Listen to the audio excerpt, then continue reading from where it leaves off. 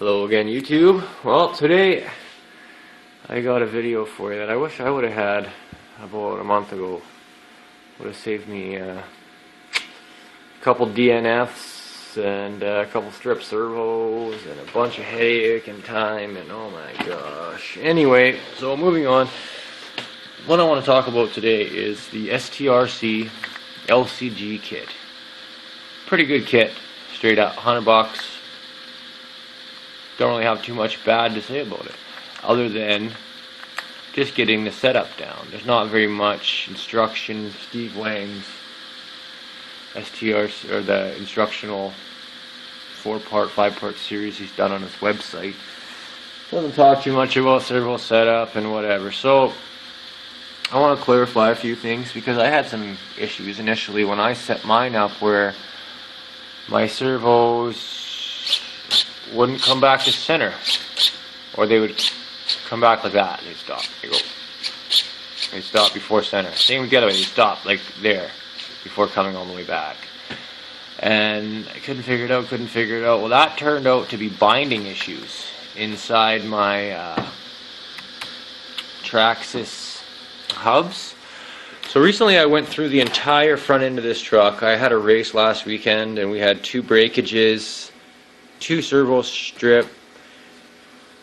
That's another thing I want to talk about, is this STRC Steering Bellcrank. If you run it, I know guys, oh yeah, adjust the spring right and whatever, and man, I've been fighting with this thing. You know, you really find out if your servo saver set up correctly when your kid's slamming straight into a 6-inch drainage pipe at 20 miles an hour, like launching the truck 4 feet in the air. Anyway, it wasn't functioning properly. Now it is. Now we've got some give to it and it goes. So what I've done, I don't understand, like aluminum on aluminum is not a good sliding surface. They should have put a plastic runner in there, or a plastic, you know, sleeve on, so that there's not so much friction. Like I tried everything, lubing it up, slacking the spring off all the way, nothing worked. So what I've done is just put this one plastic piece of the old one back on. Problem solved, done. So I say do that. If you're gonna go racing, man, save yourselves a headache. That aluminum just does not slip well enough. At least it didn't for me. Plus it gets clogged up with sand and whatever. Like it's just an accident waiting to happen. So just wanted to say that. That's the first thing I did. Also, go through your steering and make sure you have no binding problems. If your servo is not coming back to center properly, both directions, you have a binding problem somewhere. For me, I tracked it down to the technical steering blocks in my Traxxas aluminum CHubs. Just had to shave the tops down just a little bit to give it a little bit of wiggle room. And that cleaned up all mine. So what you should do, I found, I just disconnected the links right from the steering blocks, drive shafts and everything. You should be able to just flick these things and they'll just like ding, like, you know, they're so loose they should just flop around. Once you've got this disconnected, you can slide these links back and forth and feel your bell crank. That should also be smooth as butter. Once you get that aligned properly, then we'll start. No matter how your suspension, everything lines up after this, you can tweak that into alignment. Keep in mind, this is the only way that I've been able to determine to get the even amount of throw in both directions and to calibrate. This is the only way. This is the proper way. So try it like this, and I swear you'll save yourself a big headache. So you can see the bell crank. Even if you're running the plastic bell crank, you'll be able to see those 2 parts. And it's kind of nice, but mine's blue. But I'm looking straight down on that top plate. They should be centered. You can adjust it with your... Okay, but first off, what I've done is the servo setup itself. So I should run you through that a little bit first. Straight up and down. The servo horn. Zero out your servo. First off, you gotta pull it out. I've determined this link. I've used the STRC link, and these are 15 millimeter. That's the whole length of these rod ends. Traxxas, just hexagonal rod ends, the stock ones. And then I used this link from the STRC kit. Now I have just under like 13 mils exposed on the link. So we can just say 13 mils, just under, and then two 15 mil rod ends on it. Set it up like that and you'll be basically the same as me. Now, zero out the servo. You got to pull it all out to do this. So you take the, initially when you're first setting it up, just put in the two screws. Like on the bottom you can put 4 in for your servo, right there and there. Just put in the 2. And also you got the one in there for the servo itself. So to take that out, you pull that one, and these two, whatever, pull it out, get it out. Zero out the servo. So now I start with my trim here is centered, right? Now you need to use the sub trim to finalize your placement here, and I'll show you how to do that in a second through the programming.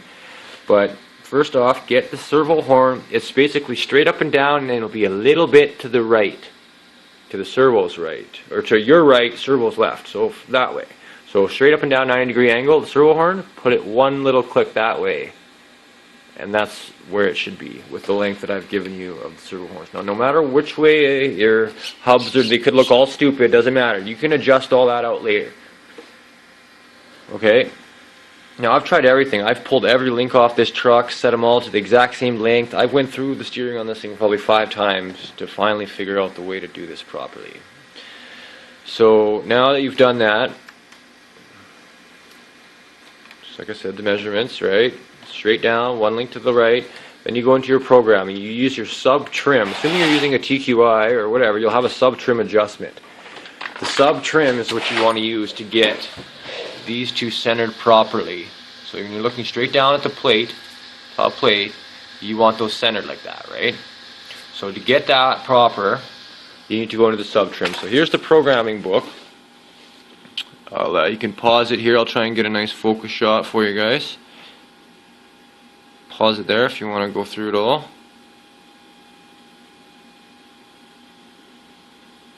So basically to do this, you're going to hold the, make sure everything's up, on and bound.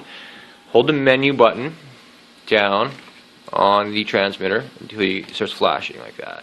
So now that means I'm in the first one, multifunction knob. Well, I don't want that. I want channel, sorry.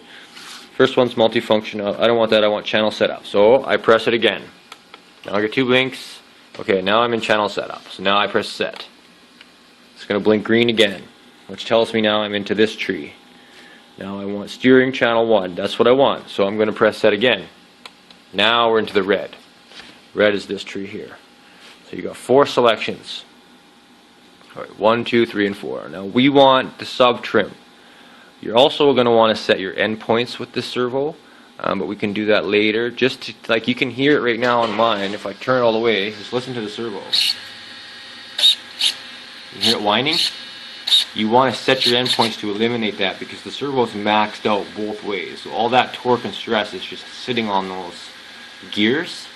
So now if you're torqued like that and you hit a big bump, that's where you strip stuff. That's where your servo setup really comes into play. So you want to set your endpoints when you're all said and done, just to take that buzzing sound off. That's all. Make it so it doesn't make that noise, and you're good to go. Okay, so let's set the sub trim. So now we're into 1. First things first, press that one again. So now it's blinked twice. Now we're into the sub trim. You press set.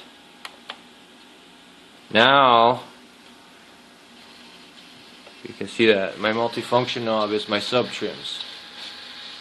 Okay, so now adjust it where you want it.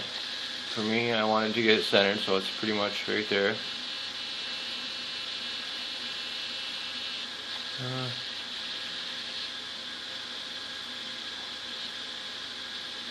That looks pretty good to me.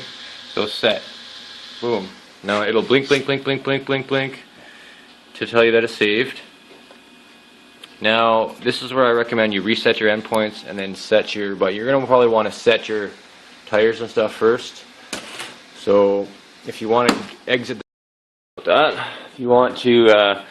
exit the programming now, just hold down the menu button. It'll take you back out to a solid green tone. So I got mine off now, but it'll take you out of the programming back to regular solid green, and you can drive. Go ahead, get your wheels set up the way you want. Then go back in that way that I showed you and set your endpoints properly. So I hope the video helped. I know I had a heck of a time before getting it set up correctly. So hopefully it simplifies something for you anyway. If you like the video, go ahead and hit that thumbs up button for me. And we hope to see you again. Thanks for watching.